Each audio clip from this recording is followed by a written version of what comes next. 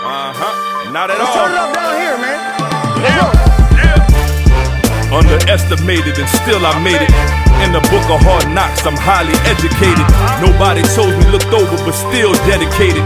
Played in the league for 13, I ain't gotta be favorite. 2 Super Bowls, Honolulu, I stood with the greatest. The thing is this, that never rich, I'm good with my neighbors. DB precision, television, ain't asked for no favors. Numbers don't lie, neither do pictures, just look in the papers. No backing down or turning back, part 2 of the movie. Never the biggest, but it takes more than 2 just to move me. Ain't gotta like what I'm saying, just watch me go to work and tackle all of these topics right here on Face First. Like, I'm a 12-year guy, I understand that. I'm also a 12-year guy who didn't miss a practice. This week is special. This week is very important to me. Has been for the last 12 years now. This week is the anniversary, the 12th anniversary actually, of Sean Taylor's death. And for those of you who don't know, he's one of my closest friends. He's a guy I played with for 2 years in Washington, and more than anything, I think he was the greatest athlete I've ever seen play the position, but also the most misunderstood person I'd ever been around. And it was one of those things where you wanted to protect his memory. You wanted people to know just who he was. You wanted them to understand that he was something different than everybody made him. I mean, April Fool's Day, right, is when Sean was born. April 1st, 1983, he was born. And like when you born on that day, you gotta be special. Like you can't just be born on April Fool's Day, because you imagine all the jokes you get, all the things that happen to you. But what Pedro and Donna gave birth to was just different. I mean, Sean T was so unique, so tall, so rangy, so long, so athletic. And those were all the things everybody loved about him. You know, that you go to Gulliver Prep and you play running back and linebacker and safety, and you pick your position at UM when UM was like that. And you play 1 year, you got 4 picks. Your junior year, you got 10. And I remember the story he told me, because that's when I noticed that they're playing Florida State. I'm like, who is this long dude with no gloves on? He had like 3 picks, scores the touchdown. And so in my mind, I'm watching this kid, and I'm in the league at this time, and I'm saying, well, I won't be playing long if they're going to start looking like that. If they're going to start moving around like that, hitting folks like that, flipping people, scoring touchdowns, well, I'm done. And then so I'm watching him, and I think back to the national championship. He gets an interception. He's running down the sideline. Maurice Clarett takes the ball from him, and he hops up. And I just remember being beat in college at anything. If a person caught a pass, if I didn't catch a pick, I remember how dejected I would be. Just remember thinking to myself, oh, my goodness, I'm not going to go to the league. I'm not going to be all SEC. And he just hopped up, and he was fine, and he was ready to go. He was legit the most confident person I'd ever been around from an athletic standpoint. And then when I saw him off the field, he was lost. He had no peace. He was a child. He was a kid. But everybody confused that because they watched him play football. I remember the first time my wife met him. It was my first year in Washington. I was an undrafted guy, and the only reason I was there is because Joe Gibbs, for some reason, was stuck in 1980 and had a mini camp before training camp. I was working at the Tiger Athletic Foundation. And I remember I just got married, and I said a prayer. I was like, you know what, God? It would be super cool if you give me an opportunity to play football again. Because I was telling everybody I was okay, but I wasn't really okay. I was like, shoot, I want to play football. So I get a tryout. I don't even make it. Somebody else makes it. He fails the physical. Now, you got to realize I've been in the Tiger Athletic Foundation for the last week or so, 2 weeks. So I would try to work out after. I'm not doing that. They're taking us to good lunches because I'm just smoozing people. So I ain't really working out. First thing we do at practice is 40 up downs. We condition, and then we go through individuals. The first person to talk to me from the Washington Redskins was Sean Taylor. And at this time, he's a young kid. He's not practicing. I'm older than him. He walks over to me and he says, "Lil man, you got to get up." So now I'm like, kind of like offended at one point, and also I'm feeling good because it's like, man, like you're just All-American. You should have won the Thorpe. He told me he knew he wasn't going to win the Thorpe, even though he should have. He had like 3 touchdowns, 10 picks. They gave it to Derek Strait. He said when they walked in and told me, "Hey, Sean Taylor, it's nice to meet you," and then they said, "Hey, D Strait, good to have you here." He said, "I knew D Strait was going to win it." I said, "Well, I tell you what, man, he wasn't nearly as good as you anyway." But so when he comes over to me and he tells me this, I'm one, astounded that he even cares, because I got there the night before practice. 2, I thought about to myself, what type of dude must he be to walk over to me to tell me I got to get it going?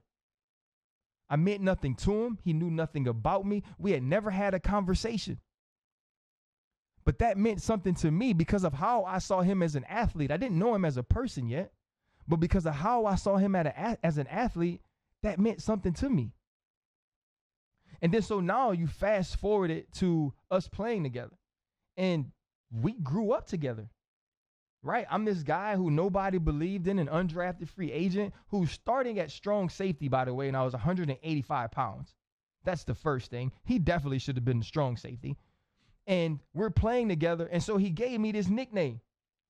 He's like, "Hey, man, you're a little killer." So he gives me this nickname, and like that made me feel good. I was like, shoot, as reckless as you play, if you think I'm more reckless than you, I'm really doing well. And so we become friends, and he becomes Uncle Sean to the kids, to Jaden and to Jordan. And Logan doesn't really remember him as well, but to Jordan, like there was nobody bigger than Uncle Sean. And so then we get to playing, and you get into camp, and it's the Hall of Fame game. The first thing that happens, as soon as he touched the field, he gets a pick, he scores. And then he gets another one. And I remember LeVar Arrington running down the sideline screaming, "We got one! We got one!" And that was because we knew he was different. We kept track of turnovers and interceptions and different things during training camp. And as a total defensive unit, we had 20-something. Sean had 18. He was that different. But away from it, man, it was amazing. My wife meets him, and he walks up to the car, and when he smiled, his eyes got really tight. So he looked like he was like 12 years old, but he was a mammoth of a man. And he walks up to the car, and he sees my wife, and he goes, "How you doing, Miss Clark? Nice to meet you." And then he walks to his car. And so then my wife, she runs over. When she drives up, I run over to the car. I say, "Hey, babe." And she was like, "Well, who was that?" I said, "Oh, that was Sean." And she's like, "The crazy one?" I said, "Yes." She was like, "He was so sweet." And so then, I would cut his hair or line him up during the season, or he'd come over to eat. And we just spent all this time together because we were these two very different dudes on the same journey from totally different places and totally different places in life. And then there were troubles with the law. He gets an ATV stolen, and then there was trouble with the NFL. He walks out of the rookie symposium. And so they built this narrative that he was a bad dude, but he wasn't. He was my friend. And he was loyal, and he was honest, and he cared. And if he rocked with you, it didn't matter who else did because you knew you had him.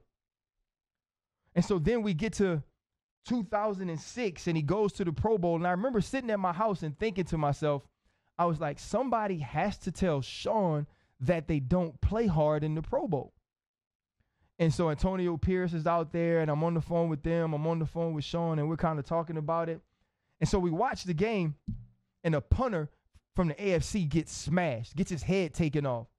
And without even looking up and having to know who it was, I knew exactly who it was. I knew it was Sean, and I knew they didn't tell him he wasn't supposed to do that. Because if you don't tell him he wasn't supposed to do that, he only knew one way how to play the game. And that's what was beautiful about him. And so we're getting into his best year of his career. I remember the conversation we had in the preseason of 2007. I had been let go. So they let me go to Pittsburgh. They had Adam Archuleta. They weren't getting along. And so many people attributed what was going on with Sean the year before to me not being there. And it bothered him. And so when they asked him a question, his answer wasn't necessarily wrong or mean. It wasn't as glowingly as people expected it to be about me because he was tired of hearing that. And he apologized to me. And I was like, Sean, you ain't never got to tell me you sorry. I get it. And I was like, and I know what we have. We talk. And so then he goes on to tell me about how he's changed his life spiritually. He goes on to tell me about baby Jackie and Jackie, his fiance. And he tells me about all of these things that have changed in his life. Tells me about running to work every day to stay in shape and changing the way he was eating. He tells me about his growth as a man, which is what I cared about the most. And I left that conversation as happy, as full of joy, and as peaceful as I've ever been for a friend, because my thought was he can finally have peace. And then during that year, I go into the hospital. I have my issues in Denver and my spleen and my gallbladder. And we talk, and he's doing well. And I'm like, man, I'm so happy for how the year is going. And he's like, I'm just calling to check on you. And so then I get out of the hospital, and I'm back at home, and I'm recovering, and I get a call that he's been shot. And then later on, I'd get another call to tell me what happens. And in those times, you don't think about how good of a player he was. Somebody lost a son. Somebody lost a father. Somebody lost a fiance. I lost a friend. And so I remember that time just being around him and Clinton Portis and all the guys from Miami. There was another guy who was really huge in Sean's life, and that's Santana Moss. And I'm going to bring him in after this break so we can talk about our friend, our teammate, Sean Taylor.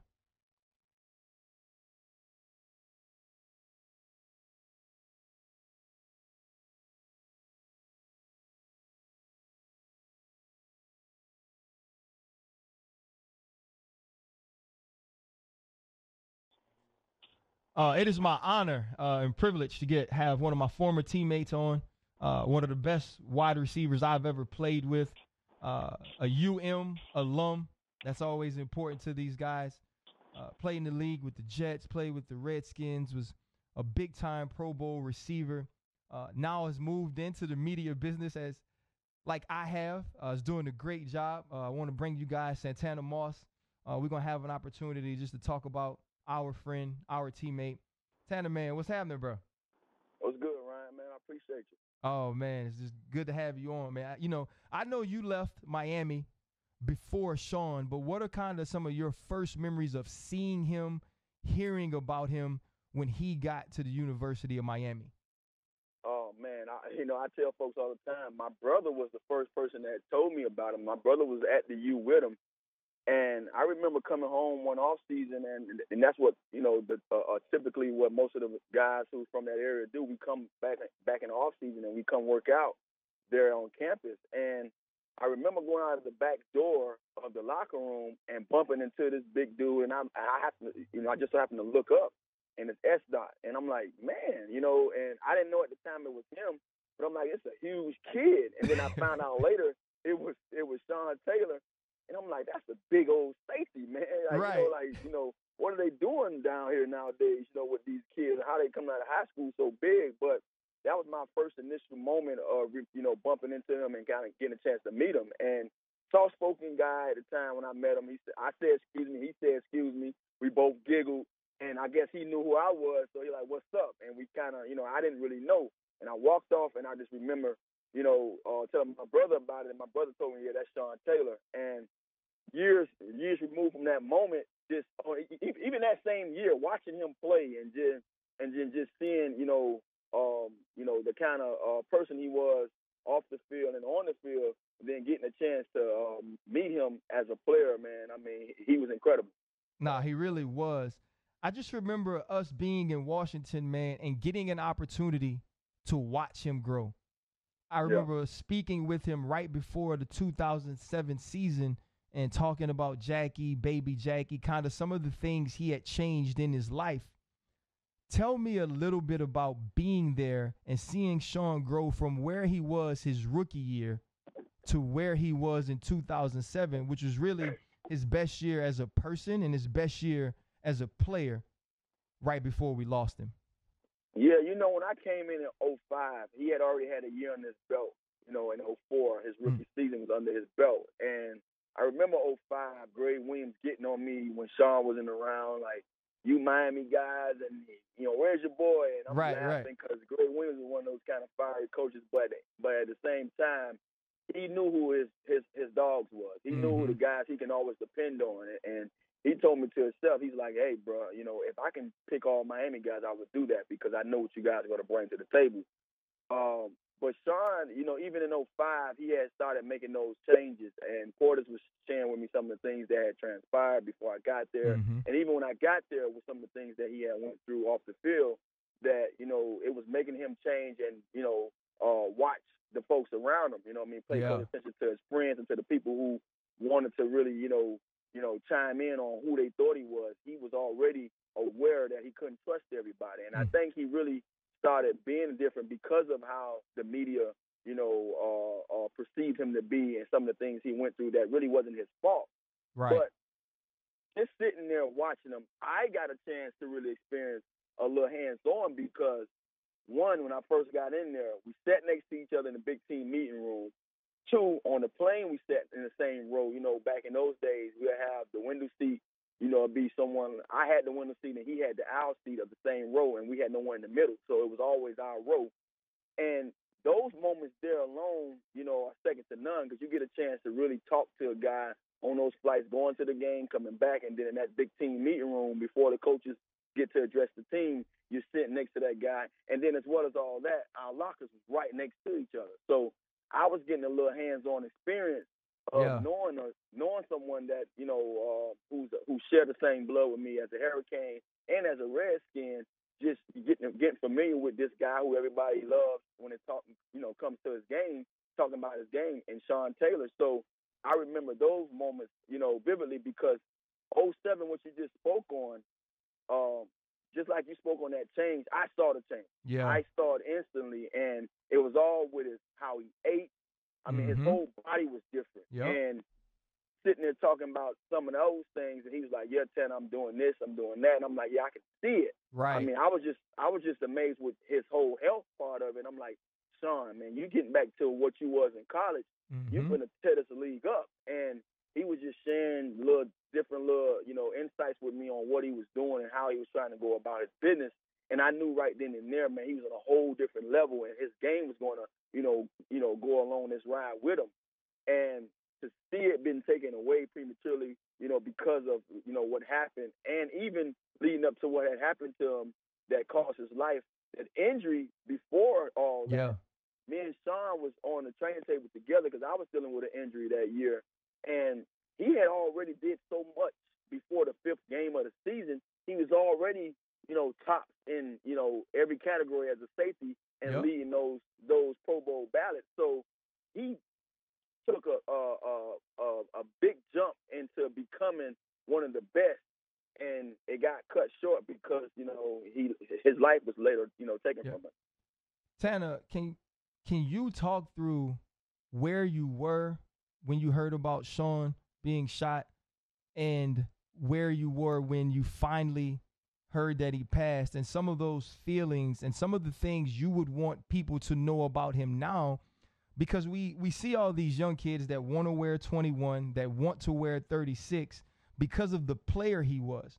And they understand the history, but they didn't live it like you. They didn't live it like me. They didn't, so they don't really feel what it was to go through that. But also they hear people talk about who Sean Taylor was. They don't know some of that negativity. Can you talk us through what you were dealing with when hearing about Sean, and also leave us with something that you want people to know about him in the way that they view and perceive who he was as a man? Honestly, man, all I can remember, man, me and Porter share this with each other all the time when we talk about it, but that weekend, it was Thanksgiving weekend, and I tell folks this story all the time. My grandmother always told us, before people leave you, it's something about them that you can see a change. You can see a different.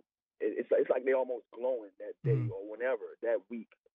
And Thanksgiving, I kind of felt odd or weary about what was going on, what I saw in Sean, because I spoke to him about it. I say, man, you have a new attitude about yourself. He had already shared with me that week what had happened at his house, you know, with a little minor break-in and all that. And Sean, we was laughing about it on the table, and he was like, man, they lucky I wasn't there. And I'm like, Sean, what you was going to do, man? Like, you know, I say, you know, you can't have a weapon. Right. So what you was going to do? He's like, man, they just lucky I ain't there. And we joked about it, and he was like, man, I got to get home and make sure everything's straight. I'm like, Sean, you know, let that be. But at the same time, I know the guy in Sean that he wasn't going to let that slide like that, and he wanted to make sure his house was intact. So, you know, we had already went down that line with that. But the day of Thanksgiving, I remember Sean going down the line and telling every head coach and every coach, period, every head coach and head assistant, offensive coordinator, offensive coordinator, defensive coordinator, all the assistants,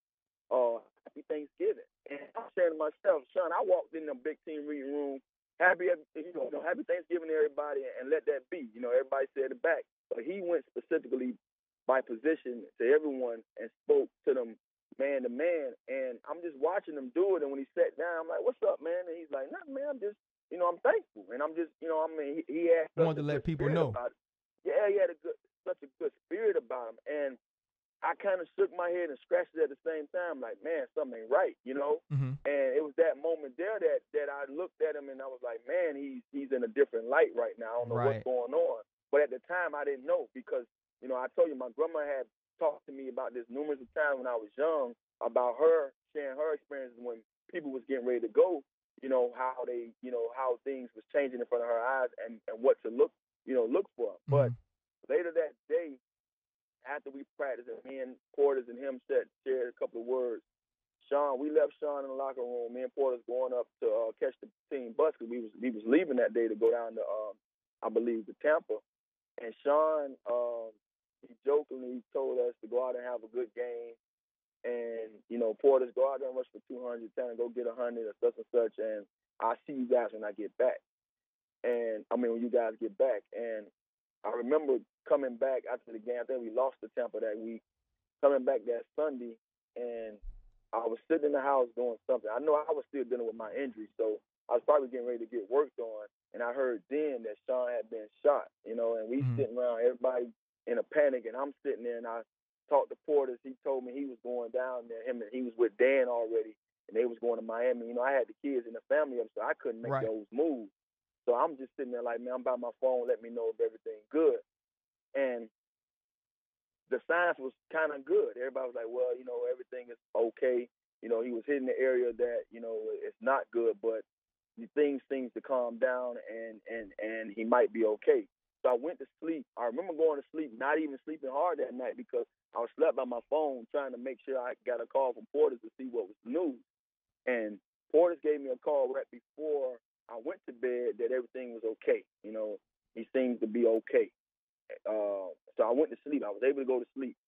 That next morning, I remember going over to Mel. You know, me and you both used the same guy when you was playing that worked on our body. I remember going over to his house, and I'm still, like, messed up in the head about what went on, but I'm kind of in good spirits just knowing that they said last night he was okay.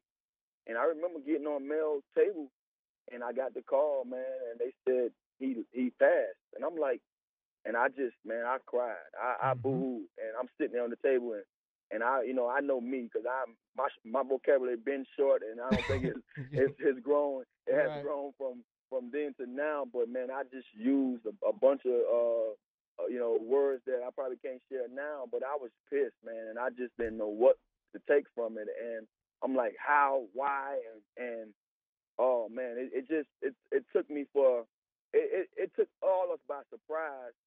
But, you know, just thinking back on that moment, man, that year alone was a big, you know, I changed a lot in that year myself because just when I was getting to know Sean, you know, and see the growth in him as You're breaking up a little bit, Tanner. Away from us. There you go. Yeah, he was taken away from us. And to see how that can happen all in a matter of a weekend, it made me appreciate where I was at in my life and what I was doing a little differently, and have more respect for what I had going on. And so I learned a valuable lesson, man. Don't take life for granted. But I also learned that you can't take the people in your life for granted, because, just when you have a chance to really get to know them and heart to you on what they're trying to give you. Because I learned a lot from Sean through those 3 years, but it was taken from me so quickly. Then I sit here and I think back now, damn, I don't have that guy next to me in the locker room no more to share those stories. Damn, I don't have that guy to sit next to on the plane no more to share those stories.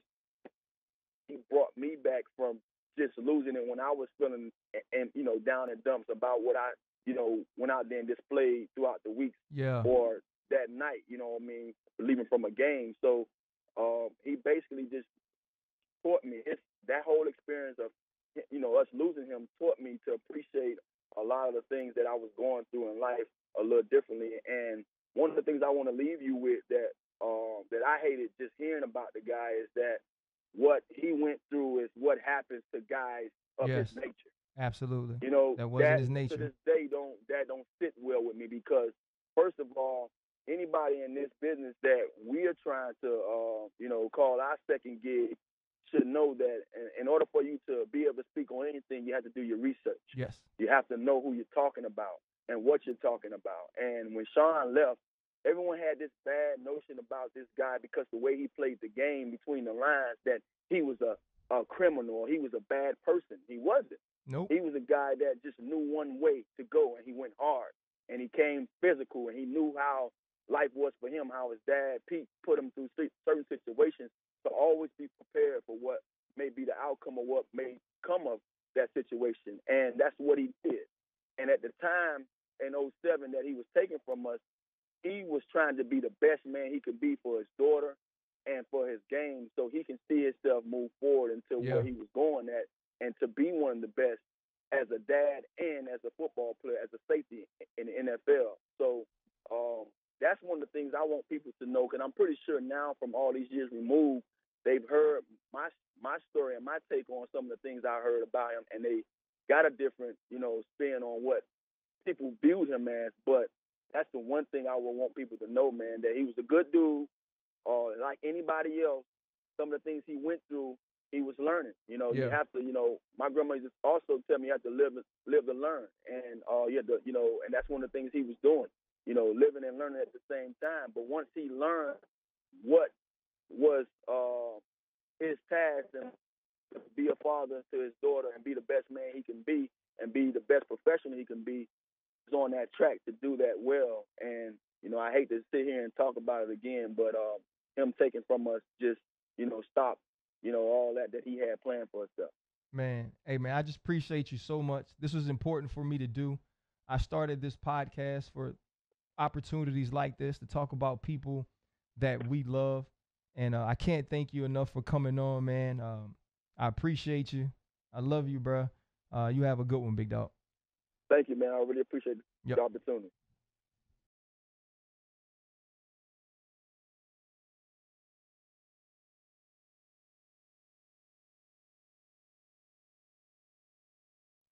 I just really appreciate Santana coming on. He got an opportunity to know Sean in a way that I don't believe many people did, many teammates did, but I got to. And I love Sean. And I don't say that past tense, because that's not over for me. Because he's not here, I didn't stop loving him. Sean had a life to me that didn't have peace. And that's why when I talked to him before the season in 2007 in our last face-to-face meeting, I was so excited to see he was learning how to have peace. Because when you looked at his life and you heard people talk about him and you watched the things that he went through, you said to yourself, how could this guy be happy? But then he had a smile that made you feel like everything was going well. When he smiled, it was the smile of a child. And I remember somebody asked him about playing ball, and he said, I get to play a child's game for a king's ransom. And that's how he played it. He was the fiercest competitor I've ever been around, but he was also one of the sweetest humans I've ever known.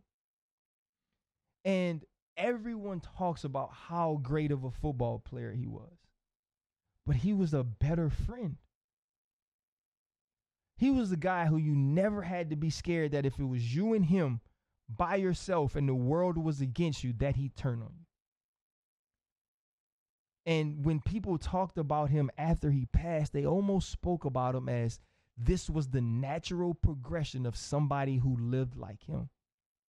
But that was wrong, because they just watched him play and they just knew that he didn't take crap. And shouldn't that be all of us? Now, all of us aren't 6'3", all of us aren't 220, all of us don't run 4.4. He was different and he was unique in that way. But he was also unique in the way that he saw himself and how he wanted himself to be different. He was a man who had the talent of people that you only pray to be, that you only wish to be, that you only read about. And he took time to walk over to a 185-pound undrafted free agent who got picked up the day before, who literally thought he was dying. He took time to walk over and talk to him. He took time to encourage him. He gave him a nickname that halfway through the season when he became a starter made him feel like he was just as good as everybody out there. He took that time. And so when I get the call on the morning and I'm sitting on the stairs and I'm crying and Jordan asked, Dad, what happened to Uncle Sean? And you got to explain it. You got to explain it to him knowing he's going to hear things about him that aren't true. He's going to hear things about this man that I love, that he loved, that weren't true. And then you go to his funeral and you hear people talk about him and they still don't capture the essence of who he was. He was a son. He was a father. He was a fiance. He was a friend. And I look back on it, and Sean did not deserve to go out that way. Sean deserved to finish his career. He deserved to show us what he was going to be, because he wasn't even there yet. As great as he is and as great as we remember him, he was not there as a player yet. He was going to be the greatest to ever do it. But that's not even the sad part. The sad part is he was going to be one of the greatest men to live. He was going to be a great husband. He was already a great father, a great friend. And that's what got taken away. Sean didn't deserve to not get to live his truth. He didn't deserve for it to be cut so short that he couldn't be remembered by everybody the way that I remember him. There's so much about this that is undeserved. But what I also know is this world, the people who said these things about him when he passed, the pressure that he was always put under because he was perceived a certain way, and no matter what, they weren't going to let that perception die. That world didn't deserve him. And so where I miss him, and everybody that loves him misses him, the people who talk about him from the outside just totally missed it. They missed who this man was. They missed who this man was becoming. Sean Taylor, no doubt, is one of the most unique people to have ever played this game. But more importantly, he's one of the most unique and loving and kind and misunderstood gentlemen to have ever put on a jersey. So if you get a chance to watch those highlights, if you get a chance to listen to him, if you get a chance to hear people talk about him, do all those things with the perspective of that you do not know how great of a man he was. And that's why when he passed, I wanted to be number 21. I wore 21 under my jerseys. I wore 21s on my towels because I thought that he deserved to still be out there longer than I ever did. So when you say you love Sean Taylor, don't just love the film. Don't just love the interceptions. Don't just love the hits. Find love for the man, because for those of us who knew him, we understood that that was the greatest thing about him. This is the Sean Taylor special. Face first. DB Precision. Ryan Clark. Thanks for tuning in. Nobody chose me, looked over, but still dedicated. Played in the league for 13, I ain't gotta be favorite. 2 Super Bowls, Honolulu, I stood with the greatest. The thing is this, if never rich, I'm good with my neighbors. DB Precision, television, ain't asked for no favors. Numbers don't lie, neither do pictures, just look in the papers. No backing down or turning back, part 2 of the movie. Never the biggest, but it takes more than 2 just to move me. Ain't gotta like what I'm saying, just respect it, it's honest. Run through opponents, watch the film, it's effective, I promise. Sit back and grab your popcorn, watch me go to work. And tackle all of these topics right here on Face First.